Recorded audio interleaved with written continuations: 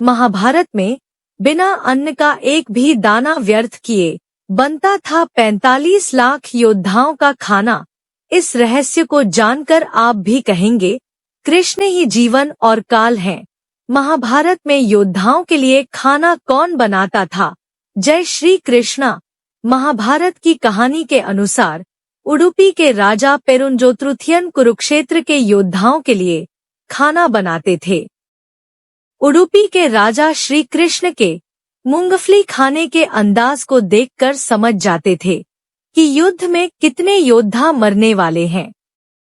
इस आधार पर अगले दिन बनने वाले भोजन की मात्रा का निर्णय लिया जाता था। सबसे खास बात यह है कि भोजन इतनी सही मात्रा में बनाया जाता था कि ना ही भोजन कम पड़ता और ना ही व्यर्थ होता था। इसका रहस्य श्री कृष्ण से जुड़ा हुआ है। अगर आप चैनल पे नए हैं तो सब्सक्राइब कर लें। असल में उडुपी के राजा ने श्री कृष्ण के साथ जुड़ी एक घटना को देखकर इस बात का अंदाजा लगाया था। आइए जानते हैं महाभारत की यह कहानी। महाभारत के युद्ध में अक्सर लोग योद्धाओं और उनके प्रतिशोध के बारे में बात करते हैं, लेकिन युद्ध केवल हार जीत या योद्धाओं की शक्तियां तक ही सीमित नहीं होता, बल्कि युद्ध की कई छोटी छोटी बातें भी बहुत महत्व रखती हैं। जैसे पौराणिक कहानियों में इस बात का भी उल्लेख मिलता है कि कुरुक्षेत्र की रणभूमि पर कई देशों से आए योद्धाओं ने भाग लिया था। ऐसे में कभी आपने सोचा है कि इतनी बड़ी संख्या में आए योद्धाओं के लिए भोजन की व्यवस्था कैसे की जाती थी? साथ ही अनाज को व्यर्थ होने से कैसे बचाया जाता था? आइए जानते हैं महाभारत के इस अद्भुत रहस्य को। जब महाभारत में कुरुक्षेत्र की रणभूमि को युद्ध के लिए चुना गया था, तो श्री कृष्ण सहित कौरव और पांडवों को अंदाजा हो गया था कि इस युद्ध में लाखों की संख्या में योद्धा भाग लेने वाले हैं। ऐसे में अपनी दूरदर्शिता के लिए प्रसिद्ध भगवान श्री कृष्ण ने कई छोटी छोटी बातों से योद्धाओं को अवगत कराया। इन बातों में योद्धाओं के लिए भोजन की व्यवस्था की जरूरी बात भी शामिल थी। जब यह बात उडुपी के राजा पेरुंजोत्रुथियन तक पहुंची, तो वे श्री कृष्ण से मिलने पहुंचे और उन्होंने हाथ जोड़कर निवेदन किया कि वे युद्ध में भाग नहीं लेंगे, लेकिन महाभारत के योद्धाओं के लिए भोजन की व्यवस्था जरूर करेंगे।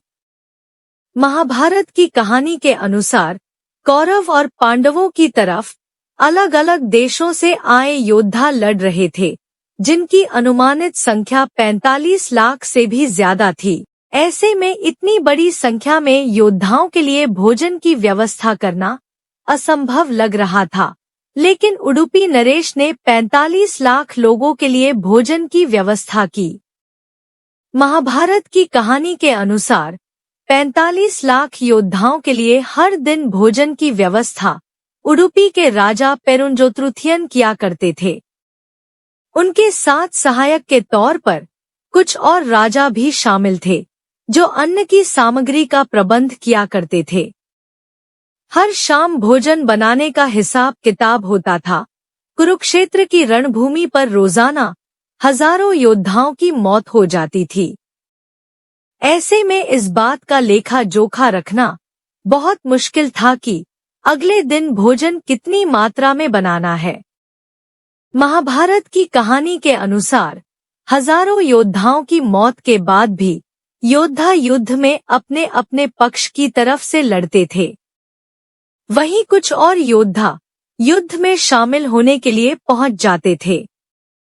ऐसे में भोजन का लेखा जोखा तैयार करना बहुत मुश्किल हो जाता था, लेकिन उडुपी के राजा ने इस समस्या का एक ऐसा रास्ता तलाशा था जिससे सही मात्रा में भोजन बनाना आसान हो जाता था। महाभारत में भोजन की सही मात्रा बनाने का निर्णय कैसे होता था? इस तरह उडुपी नरेश ने संभाला भोजन का इंतजाम। उडुपी के राजा ने एक ऐसा तरीका ढूंढ निकाला था जिससे कि भोजन को बर्बाद होने से रोका जा सकता था। उडुपी नरेश अपनी समस्या लेकर श्री कृष्ण के पास गए। वहां जाकर उन्होंने श्री कृष्ण से हाथ जोड़कर इसकी जानकारी मांगी कि यह कैसे सुनिश्चित किया जाए कि अगले दिन भोजन कितनी मात्रा में पकाना है। उन्होंने कहा, हे वासुदेव, मैं बड़ी दुविधा में हूँ। दोनों पक्ष समान रूप से शक्तिशाली हैं। न तो मुझ में किसी के खिलाफ लड़ने का साहस है और न ही मेरे पास उनकी मदद करने का कौशल है। मुझे क्या करना चाहिए? अगर मैं और मेरी सेना किसी एक पक्ष में शामिल हुई तो हम नष्ट हो जाएंगे। हम तटस्थ रहना चाहते हैं, युद्ध का हिस्सा नहीं बनना चाहते। कृपया हमारी मदद करें। भगवान कृष्ण ने राजा उडुपी की दुविधा को समझा, उनके लिए एक समाधान निकाला। उन्होंने कहा, राजा उडुपी, आप जिस दुविधा में हैं, उसे महसूस करना बहुत स्वाभाविक है। तटस्थ रहने का आपका विचार बुद्धिमानी भरा और व्यावहारिक है। मैंने आपकी दलील पर विचार किया। मैंने एक ऐसा तरीका निकाला जिससे आप तटस्थ रहते हुए भी युद्ध में योगदान दे सकते हैं। युद्ध में भाग लेने वाले सभी योद्धाओं के भोजन का प्रबंध करने का जिम्मा आपका होगा। आपके पास यही एकमात्र विकल्प है। राजा उडुपी ने इस सुझाव पर खुशी खुशी सहमति जताई। उडुपी के राजा ने कहा, हर कोई युद्ध करने जा रहा है। युद्ध लड़ने वालों को खाना तो खाना ही पड़ता है। मैं कुरुक्षेत्र युद्ध के लिए भोजन परोसने वाला बनूंगा।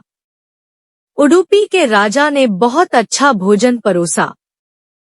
श्री कृष्ण उडुपी नरेश की बात सुनकर मुस्कुराए और उन्होंने मूंगफली खानी शुरू कर दी। श्री कृष्ण की मुस्कान और मूंगफली खाने का रहस्य उडुपी के राजा इस बात को समझ चुके थे कि श्री कृष्ण की मुस्कान और मूंगफली खाने का क्या अर्थ है। उन्होंने अंदाजा लगाया कि श्री कृष्ण जितनी मूंगफलियों खाते थे, अगले दिन युद्ध में उतने ही योद्धा मारे जाते थे। इसका अर्थ यह कि श्री कृष्ण स्वयंकाल का रूप लेकर उन योद्धाओं को निगल लेते थे। वहीं जितनी मूंगफलियां थाली में बच जाती थीं, उतने योद्धा जीवित रहते थे।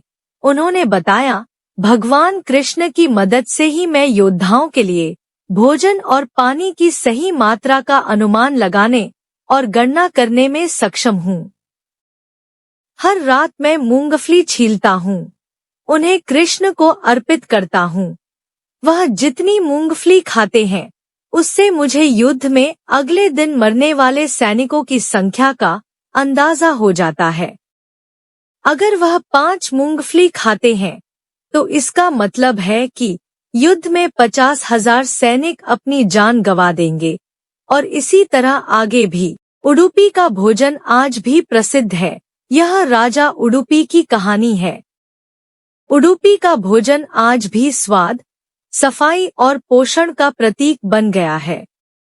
गौरतलब है कि उडुपी का खाना हमेशा से बहुत मशहूर था, आज भी मशहूर है। इस तरह महाभारत में भोजन बनाया जाता था और सभी को परोसा जाता था, जो कभी किसी को ना तो कम पड़ा और ना ही ज्यादा हुआ। उस युद्ध में तटस्थ रहते हुए भी उडुपी के राजा वासुदेव ने वो काम कर दिया जो आज भी मिसाल है, और इससे उडुपी का भोजन और मशहूर हो गया। 18 दिनों तक चले युद्ध में न खाना कम पड़ा और ना ही व्यर्थ गया। महाभारत में यह घटना किसी आश्चर्य से कम नहीं है कि उडुपी के राजा श्री कृष्ण के मूंगफली खाने की घटना से कैसे कुरुक्षेत्र के योद्धाओं की मौत का आंकड़ा निकाल लिया करते थे। इस वजह से 18 दिनों तक चले इस युद्ध में एक दिन भी न खाना बर्बाद हुआ और न ही किसी योद्धा को खाना कम पड़ा। जय श्री कृष्णा। वीडियो अच्छी लगी हो तो प्लीज लाइक एंड शेयर, और अगर आप चैनल पे नए हैं तो सब्सक्राइब जरूर कर लें। धन्यवाद।